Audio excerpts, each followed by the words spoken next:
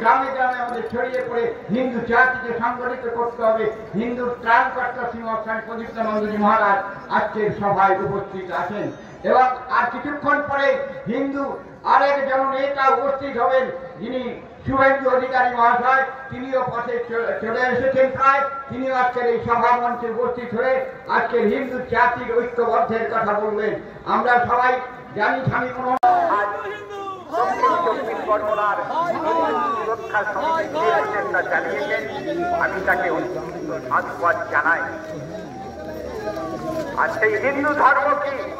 যে ধর্ম ভারতবর্ষে উদ্ভূত, ভারতের মুনি ঋষিদের দ্বারা প্রচলিত, যে ধর্মে ঈশ্বর সাকান নিরাকার নির্গুণ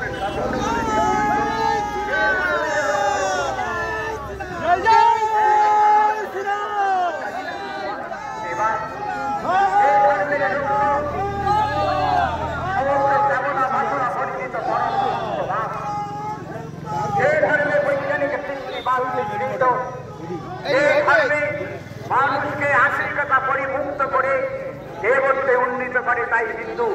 সেই জন্য হিন্দু কোনো সম্প্রদায় হতে পারে না। হিন্দু একটি জাতিবাচক শব্দ। রবীন্দ্রনাথের ভাষায় হচ্ছে আর সব শব্দটায় আমি আজকের যারা ধর্ম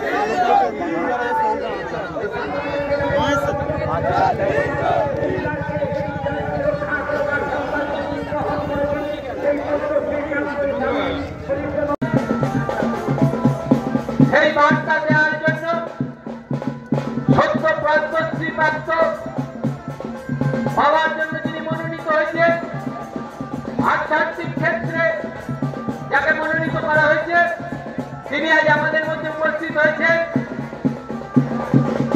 আপনারা এতজন মঞ্চে ভিড় করবেন না, স্বামীজি আশীর্বচন দেবেন।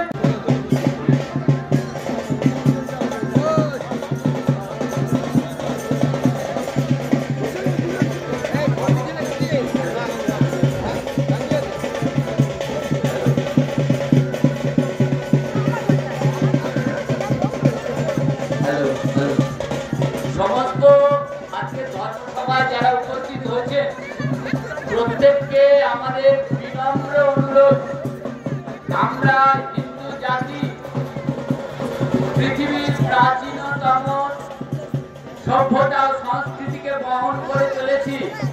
আমরা শৃঙ্খলা পরায়ণ ভাবে আমাদের যে আসন আমাদের জন্য নির্দিষ্ট করা হয়েছে, এই ধর্মসভার নিজেদের জন্য নির্দিষ্ট আসনে আপনারা ফেলে রেখে ঘোরাঘুরি করবেন না। আমাদের বিশেষ অনুরোধ, আপনারা প্রত্যেকে সভাস্থলে আসন গ্রহণ করুন, বিক্ষিপ্ত ভাবে ঘুরবেন না। আমাদের সভা পরিচালনা করতে আপনারা সহযোগিতা করুন। হিন্দু জাতিকে ঐক্যবদ্ধ করবার জন্য ভারত সেবাশ্রম সংঘ তার সেবার মধ্য দিয়ে 1934 সালে বাংলাদেশের একটি দুর্ঘটনাকে কেন্দ্র করে তার মনে জাগ্রত হলো হিন্দু জাতির ঐক্যবদ্ধতার কথা। তাই ভারতবর্ষে খণ্ড বিখণ্ডে হিন্দু জাতিকে ঐক্যবদ্ধ করে সে সংঘবদ্ধ করে হিন্দু মিলন মন্দির আন্দোলন শুরু করলেন এবং তৈরি করলেন হিন্দু রক্ষী দল। আজকে ভারত সুদর্শন সংঘের মাধ্যমে ত্যাগবর্তী সন্ন্যাসী বৃন্দরা সমগ্র ভারতবর্ষে 550 অধিক হিন্দু মিলন মন্দির করে হিন্দু রক্ষী দল গঠন করে সমগ্র জাতিকে ঐক্যবদ্ধ সংঘবদ্ধ করবার